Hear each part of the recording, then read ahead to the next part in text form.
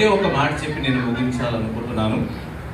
మనమందరము ఎలా ఉండాలి అంటే, బోధించే పద్ధతులు రెండు రకాలుగా ఉంటాయి. అందరితో కలిసిపోయి బోధించేవారుగా ఉంటారు ఒకటి.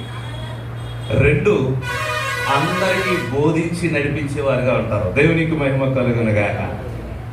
ఇక్కడికి వచ్చిన వారందరూ కూడా నేర్చుకోవడమే కాదు కానీ అనేకులకు బోధించి అనేకులను విస్తృతంగా దేవుని యొక్క సన్నిధికి అభిషేకానికి నడిపించేవారుగా ఉండాలని నేను కోరుకుంటూ ఉన్నాను.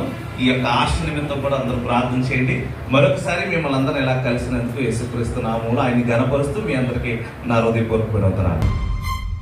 యేసయ్యా నా ప్రాణమా, ఘనమైన స్తుతిగానమా,